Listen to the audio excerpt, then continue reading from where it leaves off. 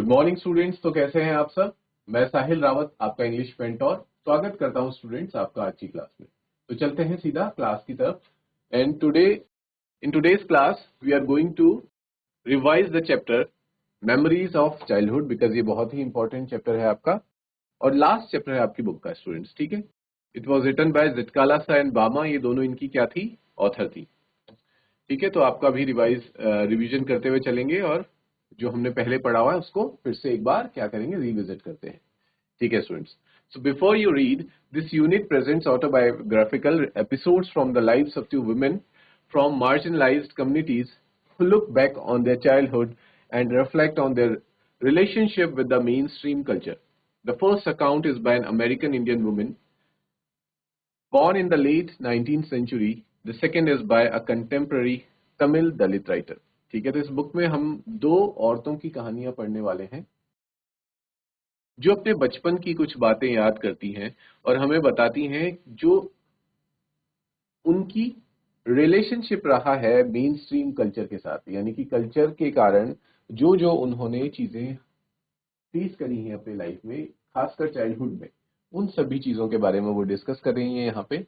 और इसमें जो फर्स्ट स्टोरी है वो एक अमेरिकन इंडियन वुमेन की है और अगली जो स्टोरी होगी वो होगी स्टूडेंट्स एक तमिल दलित राइटर की। तो पहली स्टोरी जिटकालासा यानी कि एक अमेरिकन इंडियन वुमेन और दूसरी है बामा, एक तमिल दलित writer. Gertrude Simons Bonin, born in 1876, was an extraordinarily talented and educated Native American woman who struggled and triumphed in a time where severe prejudice prevailed towards Native American culture and women. यहाँ पे जो हम first American women की बात कर रहे हैं उनका नाम, रियल नेम क्या है बच्चों, गर्ट्रूड साइमंस बोनिन। ठीक है, हमें बताया जा रहा है कि वो एक नेटिव अमेरिकन वुमेन थी जिन्होंने बहुत स्ट्रगल किया और उन स्ट्रगल्स करके उन्होंने विजय भी हासिल करी, यानी कि उन्हें आखिरकार उनके स्ट्रगल्स की क्या हुई, लास्ट में विक्ट्री हुई। As a writer she adopted the pen name Zitkala-Sa, उनका पेन नेम है, यानी कि हर राइटर का एक पेन नेम होता है जिससे वो अपनी कहानियां लिखता है। 1900 began publishing articles criticizing the Carlisle Indian school. 1900 में उन्होंने क्या किया था बच्चों, आर्टिकल्स लिखना शुरू करा था जहां पे वो कार्लिसल इंडियन स्कूल को क्या करती थी, क्रिटिसाइज करती थी। Her works criticise dogma and her life as a native American women. वो ये बताती थी कि किस तरह से जो नेटिव अमेरिकन वुमेन है उनके ऊपर अत्याचार होते हैं, उनके साथ जो भी इल प्रैक्टिसेस हुई थी या फिर उनके बचपन में हुई थी, उन सभी को वो क्रिटिसाइज करते हुए आर्टिकल्स लिखती हैं against the evils of operation, यानी कि जो भी ऑप्रेस, यानी कि किसी को दबाना और कुचलना, वो कहलाता है ऑप्रेस करना। ठीक है, तो किस तरह से वहां के नेटिव अमेरिकन्स को दबाया और कुचला जा रहा था, उन सब चीजों को वो रिप्रेजेंट करती है। और नेक्स्ट स्टोरी है बच्चों आपकी Bama is the pen name of Tamil Dalit women from a Roman Catholic family. ठीक है, ये भी उनका बामा जो है उन तमिल दलित राइटर का एक पेन नेम है, उनका रियल नेम नहीं है। She was a Roman Catholic family से वो आती थी। She has publish 3 main works, an autobiography Karukku. ठीक है, उनकी ऑटोबायोग्राफी है करुक्कू 1992 में, और एक नोवेल है संगति एंड 1994 में, and a collection of short stories है Kisumbukkaran 1996। The following excerpt has been taken from, जो एक्सेप्ट आप स्टोरी आप पढ़ने वाले हैं वो कहां से ली गई है, उनकी जो नोवेल है ऑटोबायोग्राफी है करुक्कू, उससे ली गई है। Karukku means palmyra leaves which with their serrated edges on both sides. ठीक है, ये पल्मायरा लीव्स को रिप्रेजेंट करता है करुक्कू वर्ड, जिसमें क्या होती है, सेरेटेड एजेस होते हैं दोनों ही साइड्स में लीव्स के, लाइक डबल एज्ड स्वॉर्ड्स। जैसे कि आप दो धारी तलवार देखते हैं, दोनों साइड से कैसी होती है, शार्प होती है, वैसी ही ये लीव्स भी हुआ करती हैं। बाय फेलिस्टियस पन the Tamil word karaku containing the word karu, embryo or seed also means freshness and newness। और ये वर्ड क्योंकि एक सीड को भी रिप्रेजेंट करता है, तो ये बताता है किस तरह से उनकी जो सोच थी वो रिप्रेजेंट करती थी फ्रेशनेस को, नए विचारों को, नए आइडियाज को। ठीक है, now we can start the chapter the cutting of my long hair. इसमें जो राइटर है स्टूडेंट्स, वो हमें क्या बताती थी कि एक दिन हमें क्या किया गया, एक स्कूल में ले जाया गया, और उस दिन स्कूल का मेरा फर्स्ट डे था। उस जगह को वो कहती हैं लैंड ऑफ एप्पल्स, ठीक है, और वहां पे बहुत ज्यादा ठंडा भी हो रहा था। For now the still snow still cover the ground, snow वहां पे हो रखी थी बच्चों, हम ये जान पाते हैं बिकॉज वो एक अच्छी जगह थी, ठंडी जगह थी, वहां पे एप्पल्स के गार्डन थे। तभी उन्हें एक मेटेलिक वॉइस सुनाई देती, और मेटेलिक वॉइस किसकी थी? स्कूल बेल की थी। और इस तरह से उन्हें काफी सारे हार्श नॉइजेस और बच्चों के मरमरिंग करना और आपस में क्या कर रहे थे, गॉसिप्स करना, ये सब क्या लग रहा था बच्चों? उनको काफी ज्यादा स्ट्रगलिंग लग रहा था, और उन्हें लग रहा था कि उनसे उनकी फ्रीडम छीन ली गई है और उन्हें एक ऐसी जगह ला के रख दिया गया है जहां पे शी वॉज फीलिंग यूजलेस। ठीक है, उन्हें बिल्कुल भी सही महसूस यहाँ पे आकर नहीं हो रहा था, बिकॉज यहाँ पे उन्हें उनकी मर्जी से नहीं लाया गया था, बल्कि जोर जबरदस्ती करके लाया गया था। फिर वो बताती है कि तभी हमारे सामने एक पेल फेस वुमेन आती है, जो स्कूल की क्या रही होगी, या तो वार्डन रही होगी या फिर स्कूल की प्रिंसिपल, जो सभी इंडियन गर्ल्स को क्या करना चाह रही थी, एक ही लाइन में खड़ा करके उनको उनके अटायर, जो कपड़े उन्होंने पहने थे, ड्रेस उन्होंने पहने थे, जिस तरह से वो अपने कपड़े जो कल्चरल कपड़े कपड़ों में आ रखे थे, उनको चेंज करने की बात करती हैं। ठीक है, और फिर वो अपने बताती हैं बच्चों की क्या क्या उन्होंने अपने कल्चरल कपड़े वगैरह पहने थे, उन्होंने बाहर से एक ब्लैंकेट वगैरह ले रखा था, तो ये सारी चीजें हमने पहले भी देखी हैं। और while we were march in the boys entered at an opposite door, वो कहती हैं जिस तरह से जब हम मार्च करते हुए जा रहे थे तो मैंने कुछ लड़कों को आते हुए देखा, who came in our party, I spied them in the rear ranks looking as uncomfortable. और वो कहती हैं कि वो भी कैसे लग रहे थे, अनकंफर्टेबल ही लग रहे थे मेरी तरह। तो वहां पे हम ये समझ पा रहे थे कि जितने भी नए बच्चों को लाया जाता, खासकर नेटिव अमेरिकन को लाया जाता, देवर ऑल अनकंफर्ट। ठीक है, उनको अनकंफर्टेबल फील हो रहा था उस नए माहौल में आकर के, जहाँ पे वो देख पा रहे थे कि इनको पुराने बच्चों को, जो कि बच्चों बहुत बुरी तरीके से क्या हो चुके थे, कन्वर्ट हो गए थे, उनको कन्वर्ट कर दिया गया था मॉडर्न अमेरिकन स्टूडेंट्स के रूप में। ठीक है, लेकिन जो नए नेटिव अमेरिकन वहां आ रहे थे, उन्हें बहुत अजीब सा लग रहा था, बिकॉज एक तो लैंग्वेज अलग थी, उन्हें लैंग्वेज समझ नहीं आ रही थी, इंग्लिश लैंग्वेज, साथ ही साथ उनकी जो वेशभूषा अटायर है वो बिल्कुल अलग था, यूनिफॉर्म एकदम अलग थी। और सबसे मेन है बच्चों उनका हेयर स्टाइल। ठीक है, नेटिव अमेरिकन का ये मानना है कि वो ये मानते थे, they believe in long hairs, कि जो warriors, because they were from a warrior community, जो वॉरियर्स होते हैं उनके बाल लंबे होते हैं, और जिसके बाल काटे जा रहे हैं, यानी कि शॉर्ट हेयर जिसके हैं, वो शॉर्ट हेयर रिप्रेजेंट करता है क्या? कावर्डनेस, यानी कि कोई कायर है, उसको क्या कर दिया जाता है, उसके बाल काट दिए जाते हैं। ठीक है, और जब वो यहाँ पे स्कूल में आके सभी स्टूडेंट्स को देखते हैं कि इनके सबके बाल क्या है, they all have short hair, सबके छोटे छोटे बाल हैं, तो उन्हें बहुत ज्यादा अजीब फील होता है, और फिर उन्हें ऐसा लगता है कि क्या अब हमें भी शॉर्ट हेयर रखने पड़ेंगे। और इस बात से जितकाला जो थी बहुत ज्यादा घबरा जाती है, और वो कभी नहीं चाहती थी कि वो अपने बाल कटवाएं। And after this students small bell was tapped and each of the pupils drew a chair from under the table। इस पे वो बताती हैं जब जिस तरह से उन्हें डाइनिंग टेबल पे ले जाया जाता है, और वहाँ के वो जो एटिकेट्स देखती हैं कि किस तरह से लोग बेल के अकॉर्डिंग अपनी चेयर को पुश कर रहे हैं, फिर उसमें बैठ रहे हैं और फिर खाना वगैरह खा रहे हैं। Supposing this act been there were to be seated, I pulled out mine and act slipped into it from one side. But when I turned my head, I saw that I was the only one seated and all the rest at our table remained standing। और जिसमें कि जो जितकाला थी वो क्या उस pattern को समझ नहीं पा रही थी। जब बेल बजती है उन्हें लगता है कि सबको उठना है और फिर बैठना है, तो वहां पे क्या होता है, सिर्फ और सिर्फ वही बैठी रहती हैं और बाकी सब खड़े थे। ठीक है, तो इस तरह से उनसे कुछ मिस्टेक्स वगैरह होती हैं उस पैटर्न को समझने में। I heard a man's voice at one end of the hall and I looked around to see him. But all the others hung their heads over the plates. As I glanced at the long chain of tables, I caught the eyes of a pale-faced woman। और वो यहाँ पे बताती हैं कि जो पेल face women शुरुआत में जितकाला को दिखी थी, वो लगातार उन पे ही नजर बनाए हुए थी, वो उन्हीं को ही देख रही थी। The man ceased his mutterings and then a third bell was tapped। Everyone picked up his knife and fork and began to eat।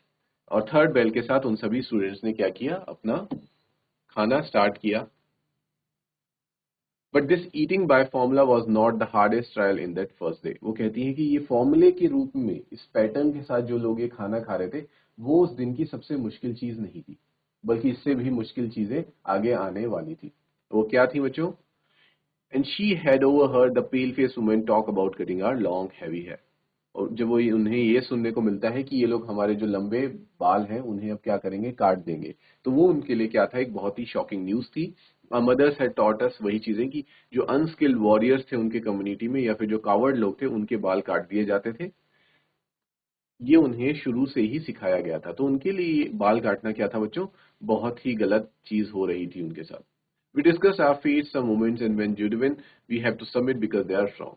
सभी स्टूडेंट्स वहां पे क्या बना लेते हैं, ये मन बना लेते हैं कि अब हमें हार मान के बाल कटवाने ही पड़ेंगे। We have to cut our hair because हम उनसे फाइट नहीं कर सकते, दे आर वेरी स्ट्रांग। लेकिन जिटकाला ये डिसाइड करती हैं कि वो इतनी आसानी से हार नहीं मानेंगी, वो क्या करेंगी, सबके साथ स्ट्रगल करेंगी। And I watch my chance and when no one notice I disappear. और होता भी ऐसा ही बच्चों, जब सबको एक एक करके सबके बाल काटे जा रहे थे तो जिटकाला अपनी चांस का वेट करती है और जैसी ही उनकी चांस आने वाली होती है वो वहां से क्या हो जाती है, भाग जाती है, गायब हो जाती है। I crept up the stairs as quietly, वो स्टेयर्स में ऊपर चली जाती हैं, ठीक है। और hall I pass without knowing whether I was going, और वो हॉल से गुजरते हुए सिर्फ चली जाती हैं, चलती जाती हैं, उन्हें ये नहीं पता था कि वो कहाँ जा रही हैं, क्योंकि उनके लिए स्कूल, वो स्टूडेंट्स वो स्कूल क्या था, नया था अभी, ठीक है। वो वहां के उससे अभी परिचित भी नहीं थी। Turning aside to be an open door I found a large room with 3 white beds in it. वहां पे फिर उन्हें एक रूम दिखता है जहां पे उन्हें 3 व्हाइट बेड्स दिखते हैं, फ्रॉम वेरी डिम, जहां पे लाइट बहुत ज्यादा डिम थी। Thankful that no one was there I directed my steps towards the corner farthest from the door, ठीक है। फिर वो उस रूम में एंटर कर लेती हैं क्योंकि वहां पे लाइट्स भी डिम थी, उन्हें लगता है ये छुपने के लिए सही जगह है, और वो बेड के नीचे जाकर के स्टूडेंट्स छिप जाती हैं। As we can see in this picture, यहाँ पे क्या है, जिटकाला बेड के नीचे छिपी हुई हैं। भले ही उनके चेहरे पे हमें डर देखने को मिल रहा है, लेकिन she has chose chosen to struggle against them, ठीक है। उन्होंने ये चूज किया कि मैं इनके साथ स्ट्रगल करूंगी, इतनी इजीली सबमिट नहीं करूंगी इनके सामने, या फिर सरेंडर नहीं करूंगी। दो in the hall loud voices were calling my name, और उन्हें आवाज आ रही थी कि सब लोग मेरा नाम पुकार रहे हैं। I did not open my mouth, लेकिन मैंने कुछ नहीं कहा। द साउंड्स केम नियरर, और फिर वो आवाजें थी वो पास पास आती रही। I held my breath and watch them open closed doors and peep behind large trunks. और वो लोग सब उस रूम में आ जाते हैं, ढूंढने की कोशिश करते हैं, लेकिन जिटकाला उन्हें नहीं मिलती है। Then suddenly the room was filled with lights. कोई अचानक से आकर के क्या कर देता है, लाइट्स ऑन कर देता है, और जिस वजह से उनको वो बेड के नीचे सबको दिख जाती है। I remember I resisted by kicking and scratching wildly. वो कहती हैं कि मैं, जब वो मुझे बाहर निकाल रहे थे तो मैं क्या कर रही थी, स्क्रैच कर रही थी अपने नाखूनों से, और मैं उन्हें किक करने की कोशिश कर रही थी। But still I was carry down stage and tight fast in a chair, और मुझे लेकिन नीचे ले जाया गया और फिर रस्सी से चेयर में बांध दिया गया। आई क्राइड अलाउड, मैं बहुत ज्यादा रोई, shaking my head all while until I felt the cold blades of the scissors against my neck. जब तक उन्होंने जो सीजर्स थी वो मेरे नेक के एकदम पास नहीं ली, तब तक मैं स्ट्रगल करती रही। लेकिन जब वो सीजर्स मेरे पास थी तब मैंने स्ट्रगल करना बंद कर दिया, क्योंकि अब स्ट्रगल वो करती तो शायद इससे वो इंजर्ड हो सकती थी। Then I lost my spirit, तब जाके वो हार मानती है। Since the day I was taken from my mother I had suffered extremely indignities. और उस दिन उन्हें बहुत ज्यादा डिसरिस्पेक्ट, इनडिग्निफाइड यानी कि बच्चों किसी को क्या करना, अपमानित करना, वैसा महसूस हुआ। And now my long hair was singled like a coward's. In my anguish, I mourned for my mother, but no one came to comfort me. फिर जब वो रो रही होती हैं उन्हें अपनी मदर की याद आती है, लेकिन कोई भी उन्हें कंफर्ट देने के लिए नहीं आता है, आराम देने के लिए नहीं आता। Not a soul reasoned quietly with me as my own mother used to do. जैसे कि मेरी मदर जब मैं कभी रोया करती थी, परेशान होती थी, मुझे आके मुझे दिलासा देती थी, उस तरह से वहां पे कोई भी नहीं आया। For now, I was only one of many little animals driven by a herd. और फिर उन्हें ऐसा महसूस हो रहा था कि जिस तरह से आपने बच्चों एनिमल्स का ग्रुप देखा होगा, ठीक है, जानवरों का झुंड होता है और उससे एक हर्डर यानी कि जो उन्हें चरा रहा होता है, चराहा आता है, वो उनको ले जा रहा होता है, ड्राइव कर रहा होता है, यानी कि अपनी डायरेक्शन में जहां वो ले जाना चाहता है वहां ले जाता है। तो जिटकाला को भी कुछ ऐसा ही फील होता है कि ये जो स्कूल की प्रिंसिपल है वो क्या है, वो हर्डर है, ठीक है। वो हमें जिस डायरेक्शन में यानी कि जिस तरह से मोल्ड करना चाह रही है, हम लोग क्या है, एनिमल्स बन के रह गए, उनके पपेट्स बन के रह गए, उनके इशारों पे हम चल रहे हैं, जस्ट लाइक एनिमल्स। तो ऐसा जिटकाला को महसूस होता है, और ये उनका एक चाइल्डहुड का इंसिडेंट था, छोटा सा इंसिडेंट, जो उनके अंदर क्या करता है, इस फीलिंग को डेवलप करता है कि उन्हें क्या करना है, सोसाइटी के इसी तरह से ऑपरेशंस के खिलाफ आवाज उठानी है, ठीक है। यहाँ पे भी बच्चों उन्होंने आवाज उठाई थी, बाकी लड़कियों की तरह उन्होंने सरेंडर नहीं किया, सबमिट नहीं किया कि चुपचाप उन्होंने बाल कटवा लिए, लेकिन वो बहुत स्ट्रगल करते ही एंड में जाके उनके बाल काटे गए। तो यहीं से बच्चों उनके अंदर वो इंस्पिरेशन आई जिसे वो आगे अपनी लाइफ में फर्दर भी कंटिन्यू करती है। उसके साथ बच्चों हमारा जो फर्स्ट पार्ट है वो कंप्लीट हो जाता है। जिटकालासा की जो स्टोरी थी ये कंप्लीट होती है। अब नाउ हम स्टार्ट करेंगे बामा वाली तमिल जो राइटर है उनकी स्टोरी को हम स्टार्ट करेंगे।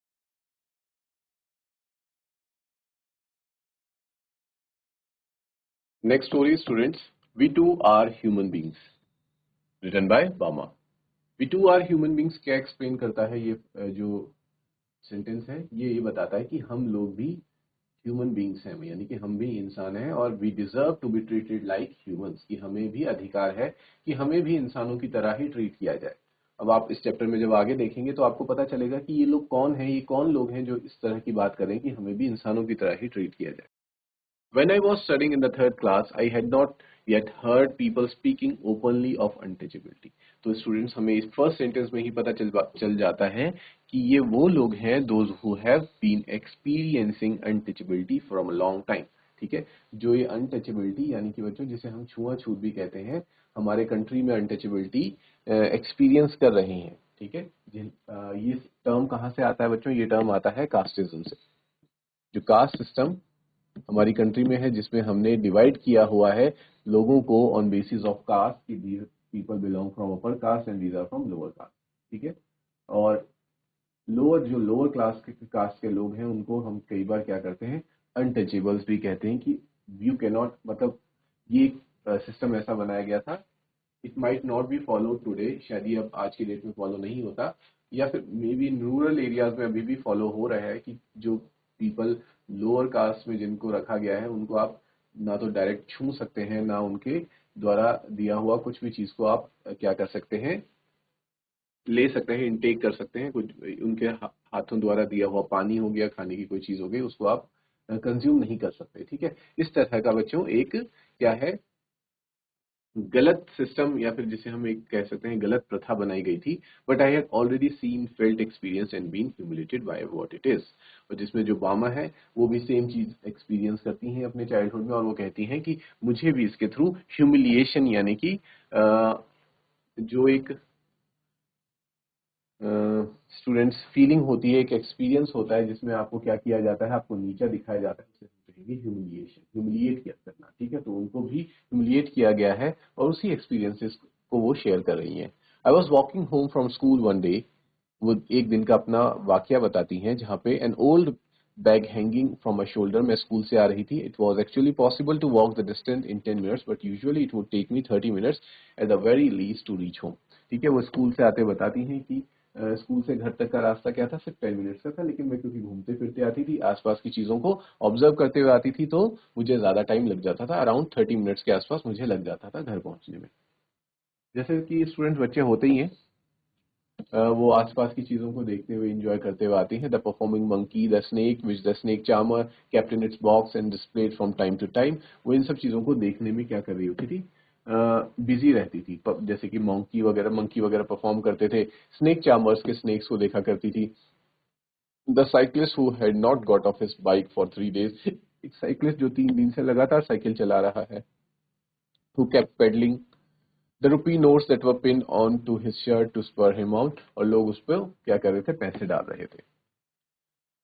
The Pongal offerings being cooked in the front of the temple, Pongal festival की जो ऑफरिंग्स भगवान को दी जाती हैं वो सारी चीजें बनाई जा रही थी। The dried fish stall, fish के स्टॉल्स को, ये सारी चीजें, स्नैक्स के स्टॉल्स को, वो सब क्या कर रही थी, देखते हुए आ रही थी, और इसलिए उनको टाइम लग जाया करता था।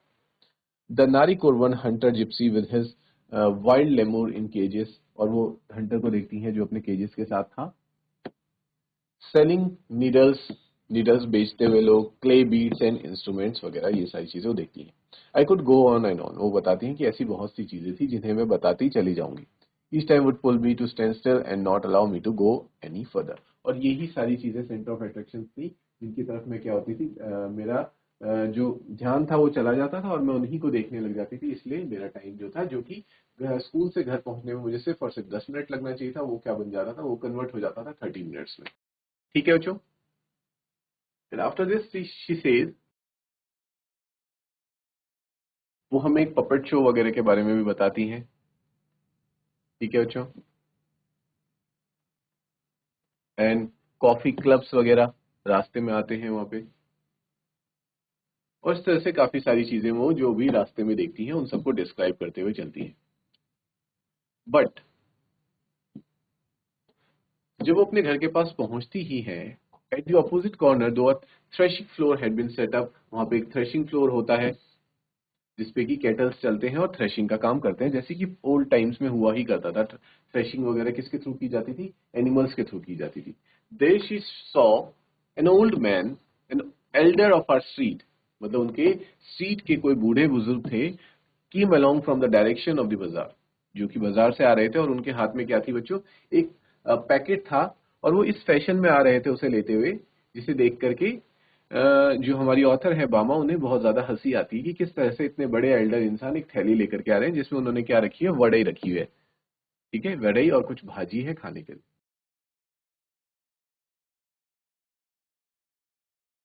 इस पिक्चर में भी हम देख सकते हैं कि किस तरह से वो उसे लेते हुए आ रहे हैं। और फिर वो एल्डर जो थे बामा की स्ट्रीट के, वो उस पैकेट को लेकर के एक लैंडलॉर्ड के पास जाते हैं, और ये जो लैंडलॉर्ड था बच्चों, हम समझ पाते हैं कि ये डेफिनेटली बिलोंग करता था किसी अपर कास्ट से, जबकि जो बामा है और ये एल्डर पर्सन है, ये both belong to the lower caste. After I wash, ये सब देखने के बाद किस तरह से वो थैला लेकर के आते हैं और बिना टच करे वो चीज, वो जो लैंडलॉर्ड है वो उसे खाता है, ताकि, और इस वजह से वो एनवलप लेके आते हैं ताकि वो उस चीज को टच ना करें, बिकॉज अगर वो उसे टच कर लेते तो शायद जो लैंडलॉर्ड था वो उनके द्वारा लाई हुई चीज को कंज्यूम नहीं करता।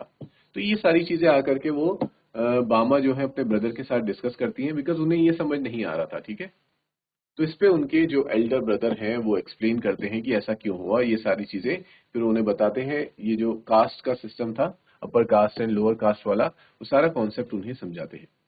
इस पे बामा पूछती है कि ये तो बहुत ही गलत बात है, और जिस इंसिडेंट पे पहले बामा को हंसी आ रही थी, अब उन्हें उस पर गुस्सा आने लगता है कि ये this is a very way wrong way of treating a person. ठीक है, ये किसी व्यक्ति को ट्रीट करने का बहुत ही बुरा तरीका है। और इस पे वो पूछती हैं अपने ब्रदर से कि ये सारी जो व्यवस्था है, ये सिस्टम है, किस तरह से चेंज हो सकता है। ठीक है, इन चीजों को हम कैसे अपने समाज से हटाकर फेंक सकते हैं। जिस पे उनके जो बड़े भाई, जिसे वो कहती हैं अन्ना, ठीक है, अन्ना कहती है, वो बताते हैं कि ये सारी चीजें हटाई जा सकती हैं सिर्फ और सिर्फ एजुकेशन के थ्रू। इसलिए वो सजेस्ट करते हैं बामा को कि वो क्या करे, अपनी एजुकेशन पे ध्यान दे, और स्कूल्स में और कॉलेजेस में अच्छे ग्रेड्स लेकर के आए, तभी वो इस गंदगी से, ठीक है, इस अनटचेबिलिटी को क्या डिफाइन किया गया बच्चों? अ, वो कहते हैं कि you can strip them all, तुम इन चीजों को तभी हटा सकती हो, इन चीजों से तभी बाहर निकल सकती हो, if you have the power of education, अगर तुम्हारे पास एजुकेशन है, ज्ञान है। और उसके बाद बामा बताती हैं कि आई स्टडीड हार्ड, मैंने बहुत अच्छी पढ़ाई करी, just because of this, and I stood first in my class, और वो अपनी क्लास में फर्स्ट आती हैं, because of that many people became my friends, और जिस वजह से काफी सारे लोग उनके फ्रेंड्स भी बनते हैं। इससे हमें ये पता चलता है कि अगर आप इस तरह की सिचुएशन को, इस तरह के सिस्टम को बदलना चाहते हैं, तो आपको क्या करना होगा बच्चों? एजुकेशन पे अपने ध्यान देना होगा। तो इसी के साथ हमारे जो दोनों स्टोरीज थी, जितकालासा और बामा की, यहाँ पे कंप्लीट हो जाती है, और हमारा रिवीजन भी आज की क्लास में कंप्लीट हो जाता है। Okay, students, we will meet in the next class with a new topic. Till then, take care, have a good day, and thank you, students.